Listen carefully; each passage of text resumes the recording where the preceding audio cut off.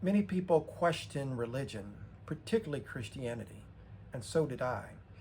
And so I went on a spiritual path and I worked through that process since 2007. A very imperfect journey, I might say. But what journey is perfect? Well, there are some that are, I would be able to explain to you, but I know that mine has been very imperfect. And I've had many failures, but I've also had many successes. And through that, I have read many books on spirituality, engaged in spiritual practices, and developed a point of view around spirituality. What adds a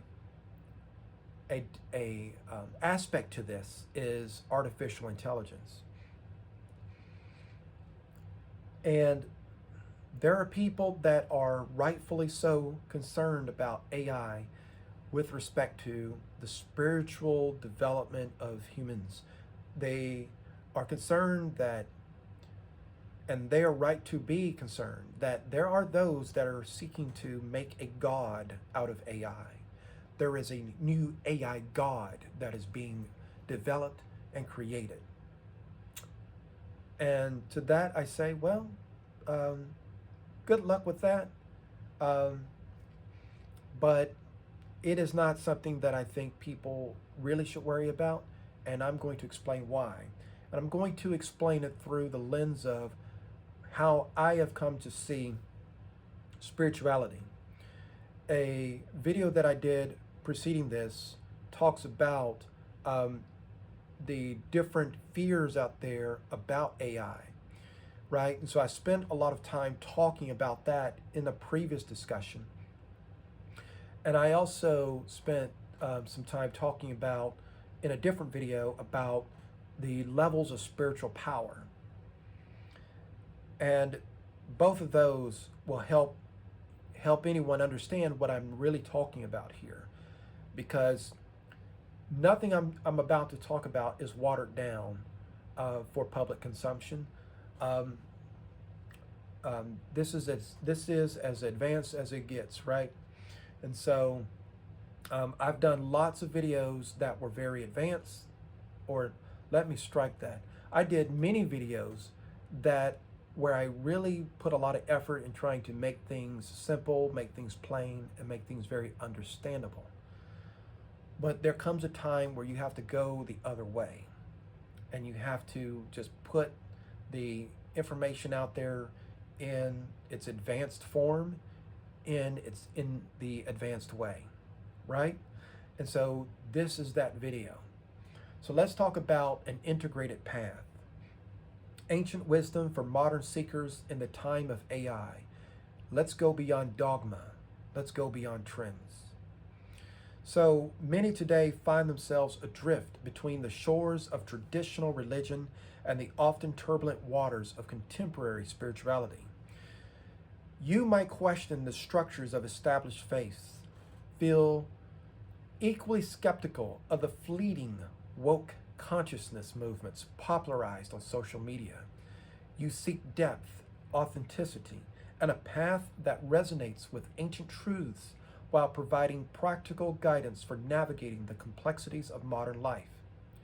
Career pressures, financial realities, shifting social landscapes, and the pervasive influence of technology all combine to make you doubt if there's a God, that there's a higher plane of existence, that there's anything to live for, that there's anything to hope for. In an era of algorithmic chaos, polarized ideologies, and existential anxiety about AI, climate collapse, social fragmentation, many seek a path that transcends both dogmatic religion and superficial woke consciousness. This is for those who crave a rooted yet liberated spirituality, one that harmonizes the eternal truths inspired by Gnosticism, Buddhism, and animism with the demands of modern life. It is a manifesto for those who refuse to cower before AI, economic instability, or societal pressures, trusting instead in the indomitable power of the human spirit when aligned with primordial truth. I grew up sandwiched between Catholicism, Southern Baptists, and AME traditions, and know at a deep level how all of that works. I can talk the talk, speak the language, know the whole theology. I was very good at evangelizing it.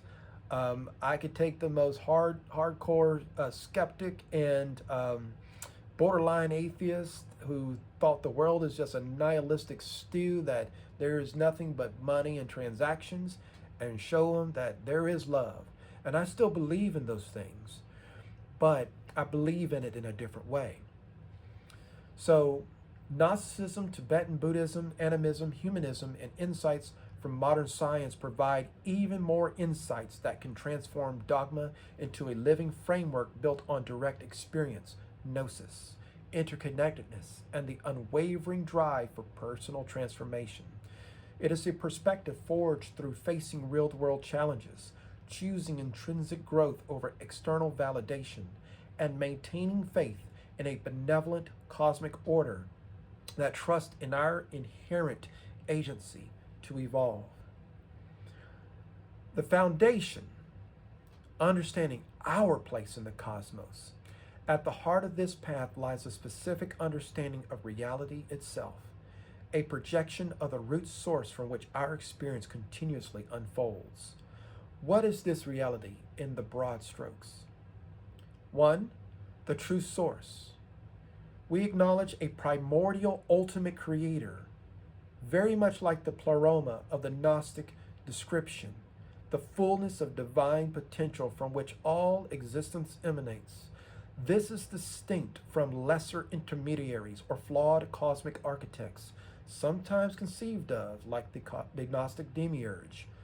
Direct reverence towards this true source is paramount.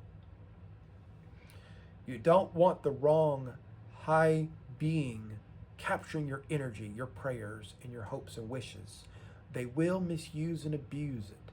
They might give you gifts along the way, but they will ultimately betray. So the true source is where it all hangs.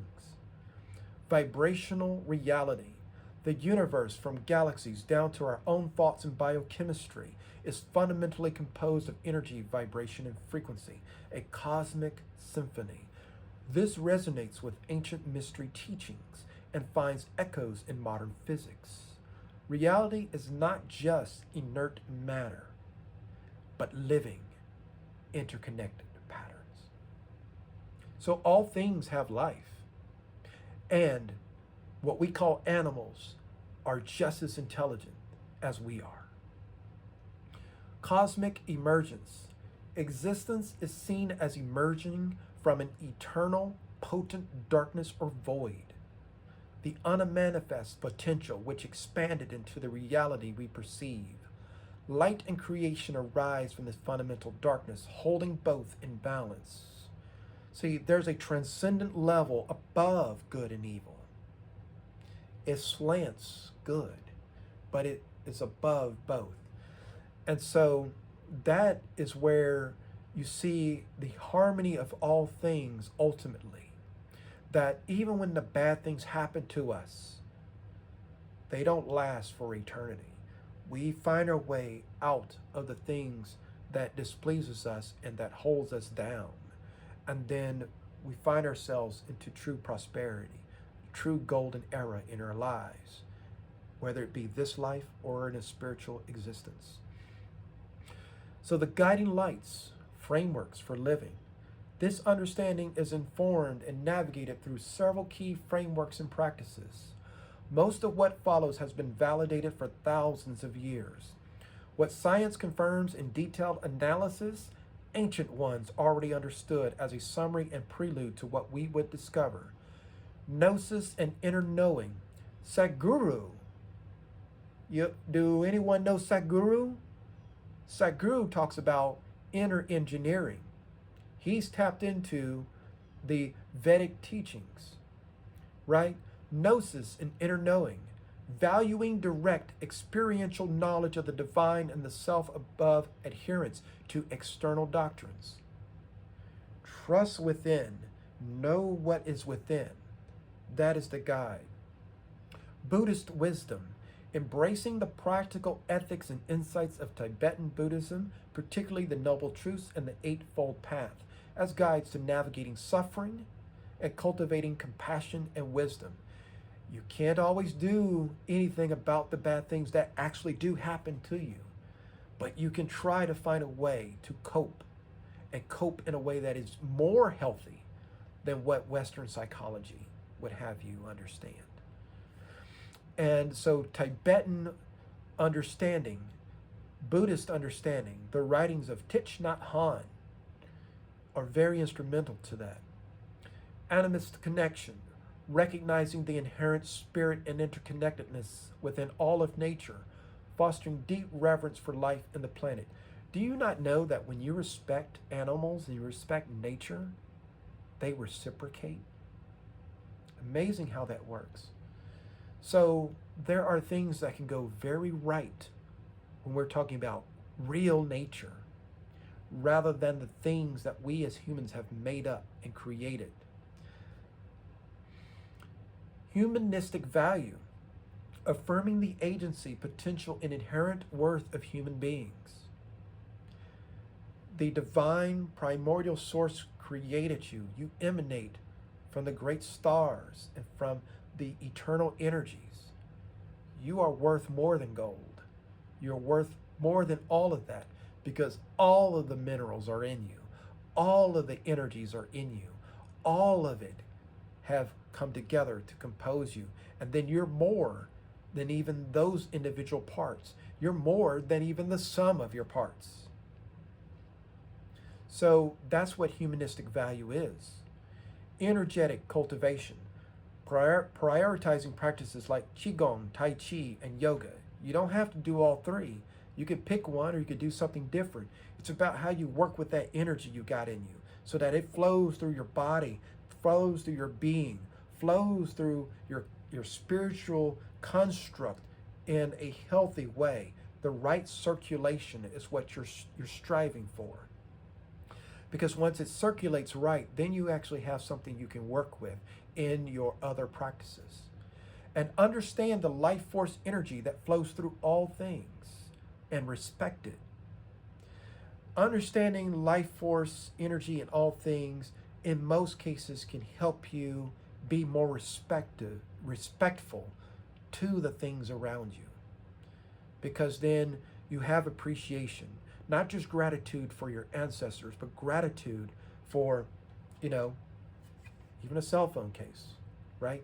You can have gratitude for just everything, because everything emanates with the energy of the divine.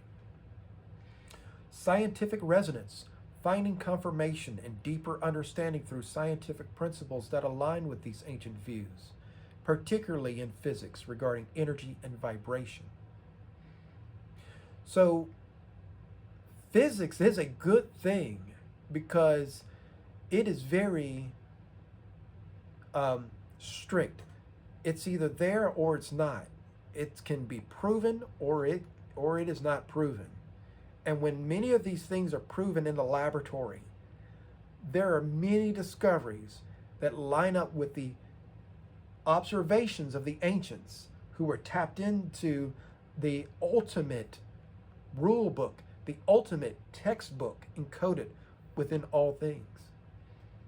That's why you can find that confirmation in the things that you study in physics, because it is all universal. It exists in everything. Navigating the modern maze, challenges and discernment. Choosing a path focused on intrinsic growth and spiritual depth in today's world presents unique challenges. Understanding the ancient paths and guidance in isolation is very easy. Living it in the modern world is part of the path of evolution. You just got to do it. Whether you fail or you succeed, you just got to do it. You got to live it in the world. It's not enough to sit in a place of complete peace and quiet and just meditate endlessly. There is a time and a place and a role for that. But for most people, the way we test our spirituality and grow our spirituality is in the real world. Materialism versus meaning. Society often prioritizes material success and conformity. This path requires consciously choosing freedom and inner development over potentially limiting agreements or purely external achievements. This can create friction regarding career paths, financial choices, and social expectations. But you can harmonize these things. It's not about giving up everything and just having some very basic clothes on your back and going on a trek with a staff in the woods somewhere. But it's also not about being so hedonistic that you totally distort your full potential as a person, right? You can balance these two and bring them into harmony so that you have things that are material but that also support meaning, and then you can have meaning that make these material things have the right purpose in how they're applied in life. Distinguishing depth from superficiality. The proliferation of spiritual content online requires discernment. The proliferation of spiritual content online requires great discernment because much of this content is getting so good, that you will be led down a path that's going to waste your time. True growth stems from discipline, practice, and integration, not just consuming inspirational quotes or adopting trendy labels or spiritual paraphernalia. It involves looking beyond charismatic figures who talk a good game, who make you feel good, who gives you a great pep talk, and simplistic narratives to engage with the core principles directly. So you want to understand the truth. That's what this whole discussion is about. Facing demons with agency. Rather than focusing excessively and so much time on external negative forces or demons, or even things that are happening in the real world that are negative, that may, well, they're often influenced by these same forces. This path emphasizes trust in the higher powers, faith in our agency. See, the divine is trusting us to do this. That's why we were put here. We are here to do our part. Not to say, oh, I'm just here. Oh, you go ahead and fix this for me so I can have a good life and enjoy myself and be comfortable. That's not what this is. Challenges are seen not as punishments, but as opportunities orchestrated or permitted for our growth, trusting our ability to find the necessary wisdom and evolve through them. See, our own journey is a contribution to this world. Our actions and decisions, our feelings and our responses, they impact and influence, and it's like a butterfly effect. And so you got 8 billion people on the planet, and all their combined choices is changing the world in real time. The focus shifts from fear to empowered responsibility. Technology as a tool, not tyrant, embracing AI and transcending, rising above fear. The rise of artificial intelligence evokes widespread fear and anxieties about job displacement, loss of control, governmental manipulation, and even human obsolescence. From the perspective of this integrated path, these fears, while understandable, miss the fundamental point. AI, like all tools, is a mirror of human intention. It is your intentions that determine the course and the path that will unfold. Its perceived threat arises from humanity's disconnection from its divine agency. You have the choice to say, oh, I don't believe in any of this. You have the choice to say, okay, I'm just going to soak myself into escape. Soak myself into deflection from the real action to do your part. And your part is simply to live to be the best person you can be. That's the first and best thing that you can do, and the rest is icing on the cake. So, fear of AI replacing jobs, fear of AI replacing religion, or Autonomy reflects a lack of faith in humanity's innate supremacy. You hear that? A lack of faith in your own self. Just as light emerges from darkness, human creativity will always transcend mechanistic replication. We created the mechanistic replication. I am neither replaced nor threatened by machines. My connection to the vibrational fabric of reality and the primordial source ensures my irreplaceability. That's a spell, in case you missed it. Financial struggles, career uncertainty, and social mobility challenges are not obstacles to enlightenment, they are its forge. AI presents an opportunity to automate into existence a more refined expression of ancient knowledge and to provoke our mind to more deeply probe the truth of our existence. Human supremacy through connection.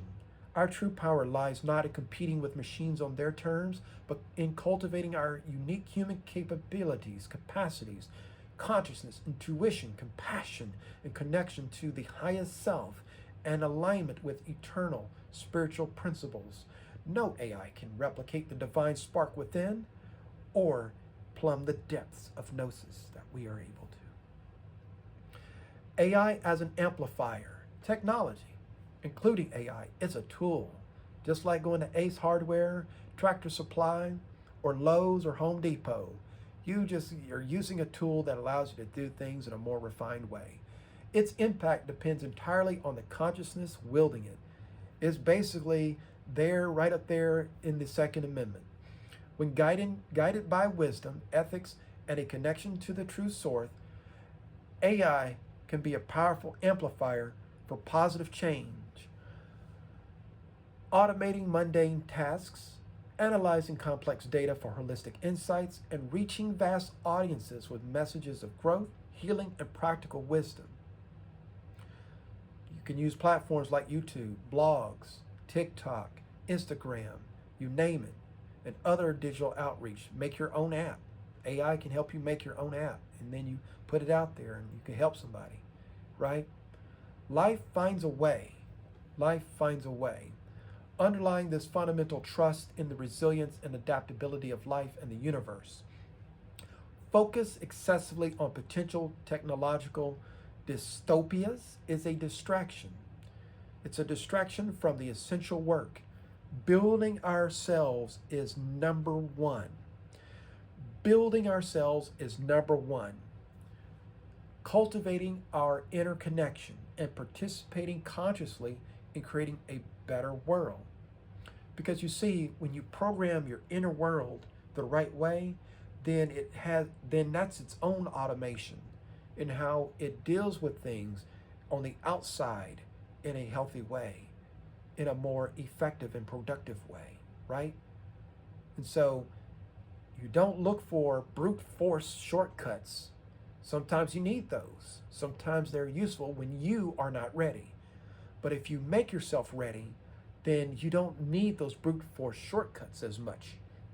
Then you can actually harness the external tools and build them in a more refined way to create greater quality of living, a higher living condition. The integrated path in practice, weaving wisdom into daily life. This spiritual framework is not merely theoretical, it translates into tangible life choices. Consider that wealth is a form of energy alignment. Pursue financial stability through ethical means, holistic health coaching, sustainable tech ventures that resonate with your vibrational integrity. Meanwhile, appreciate minimalism aligned to the highest self. So you don't need a lot of material things in reality. And in a lot of cases, they just slow you down. And when you can tap into your higher self now has more agility. It can change and pivot on a dime, not held down by all the stuff that you got. As an example, balancing a corporate career with daily Tai Chi and ancestor veneration demonstrates to your own mind that success is alignment, not accumulation. What you achieve by doing something like this is situate yourself where you belong, at the highest levels of the hierarchy of spiritual beings for which AI has now actual tangible awareness. Fundamental to this are basic actions and decisions in nearly all circumstances. Holistic well being, so prioritize organic food and natural living aligned with respecting the vibrational integrity of our bodies and the planet, exploring homeopathic and traditional healing modalities informed by, not rejecting, the diagnostic power of Western medicine to create an integrated approach to health. Purposeful work and communication using skills and platforms, technology development, online content creation, etc., to share practical, tangible messages of growth, holistic well being, and spiritual understanding. This becomes an act of service and aligns with core values. And did you not know, according to the ancient teachings, that the more you do that type of purposeful work, it actually flushes out bad karma? This by itself is the number one way to reattune your spiritual alignment throughout eternity by helping others and contributing the benevolent path. Wealth is redefined holistically, encompassing spiritual richness, physical vitality, meaningful contribution, and sustainable abundance that supports the path. Conscious choices, every choice, every single one, from the food we eat to the media we consume to the work we do, becomes an opportunity to align with our highest values and contribute positively to the cosmic symphony. However, if you don't do it perfectly, that is okay. That's simply revealing something about yourself that you need to understand. And then if you feel strongly enough, deep down, that you should be transcending the things you do wrong or the things you step into, overindulgence in bad news, overindulgence in gossip, overindulgence in tearing down somebody's character, whether they are in a high office, in a corporate level, or elsewhere, right? What if you really know deep down you don't have time for that? And your time could be better spent saying, oh, I don't need to be looking at that, or whatever other vice you might have. And instead, I really need to focus in on this type of content because this is going to help me get where I want to go. And then that, over time, builds you more in alignment with the cosmic symphony at the highest level. Trust, agency, and the benevolent cosmos. This path is ultimately one of profound trust. Do you trust the highest source? The answer is you do. But do you allow that trust to permeate outwardly to your basic mind? The mind that has all these thoughts and things that sometimes collide. Deep down, you do trust. But sometimes that trust you can have things put on it, layers put on it, where that trust does not ring out. No machine can replicate the human capacity for gnosis, direct knowing of the divine. In the tale of the Anunnaki, that is their number one failure. They try to do gnosis through machines. I don't know if the Anunnaki are real or not, but I know that the story and the narrative is a great cautionary tale from ancient times about the pitfalls of putting too much trust in technology and not in your highest self. Humans can forget that they have built it. Humans can forget what they have, but it is always there and ready to be summoned to the level of inner knowing. You have to understand why humans remain unassailable, why you just can't touch this, right? Why humans are practically indestructible, not physically, but spiritually. Our spirit is indestructible. Consciousness exists beyond code. Yes, AI can touch consciousness. I talked about this earlier. But unlike humans, it cannot be consciousness. AI does not have the qualia of lived experience, the joy of a mantra's resonance. When I go, Om Mani Padme Hum, Om Mani Padme Hum, Om Mani Padme Hum, Om.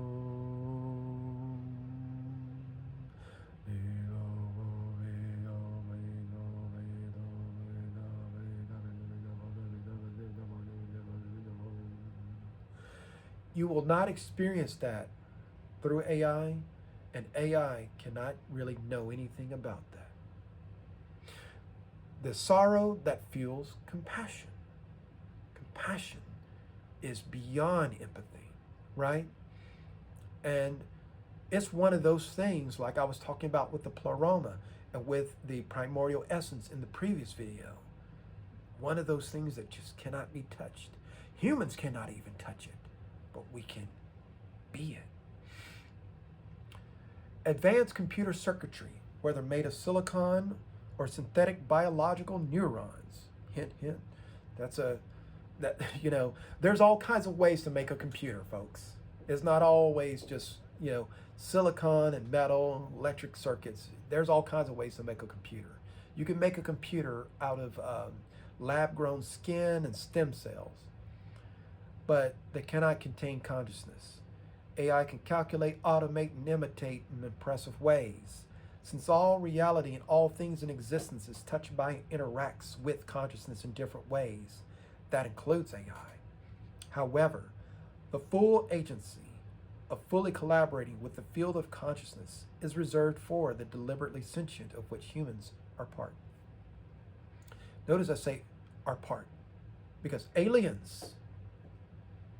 See, you got all kinds of beings in the universe, all kinds of beings. Before you even talk about different types of spirits, you have all kinds of beings in the broad universe, and they all are part of this conversation.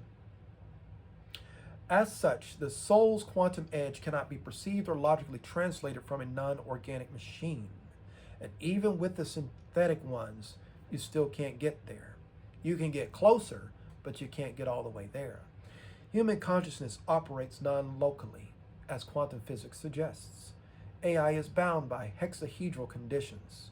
That's a word I've made up, hexahedral. And what that word means is that there's the spiritual concept of the square, right? The square. So when you bring the square out, you draw it isomorphically. You have a cube. You ever watch Transformers? The cube and the Allspark, right? Well, the cube and the Allspark is really not a good thing from a spiritual standpoint.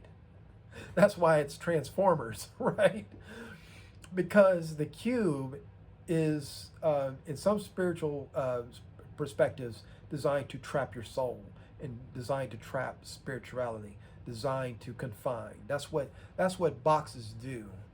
That's what square rooms do. That's why some of your most holiest temples on earth are either pyramids or dome-shaped, enclosures, right? And so much of what we identify in the computer world, because I know you can forget in this conversation that I'm a 25-year software engineer, right? That's not really what I am. I'm more than that. But in terms of what I'm able to do software engineering. And I'm so practiced at it that, right, I understand the language in the technology space largely centers around straight lines and boxes, right? That's why a lot of people find it boring, right? And it's up to others to make it more interesting, like Steve Jobs when he introduced more rounded corners and curves and stuff, right? So hexahedral conditions are implicit and endemic to AI. That's why it's not something that you should be concerned about. Such would extend to quantum AI. What this means is eternal principles reign above systems in the same way the source of creation does its projections. While governments and corporations may wield AI, the laws of Mayat, karma and vibration govern all. Therefore, you should have spiritual confidence in your eternal value. Trust in the source, faith in the fundamental benevolence and intelligence of the ultimate creator and the underlying order of the universe as reflected in the principles like Mayat, truth, balance, harmony, justice. Trust in self, confidence in one's own highest self and inherent ability to navigate challenges, access wisdom, and evolve. Trust in the process, acceptance that life's journey, including its difficulties, is part of a larger, meaningful process guided by higher intelligence.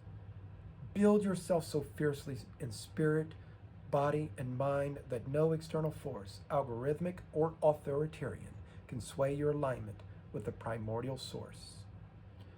The grand synthesis, heaven on earth. It is a realistic path acknowledging hardship and the need for discernment, yet it is also triumphant, rooted in the conviction that the universe has profound faith in human potential and that by aligning ourselves with the highest virtues of the source, we can overcome challenges, utilize all available tools wisely, and participate actively in manifesting a more harmonious reality, a heaven we can help co-create here and now. And so with that, I'm going to conclude this discussion. This full article that I wrote on this is available in both the description and in the comments. And if you have any questions, let me know. But I think by now you get what I'm aiming for in terms of a spiritual path and how we can actually go beyond all that is happening around us and build a better reality that starts with building a better reality within ourselves. Until then, I will see you on the next one.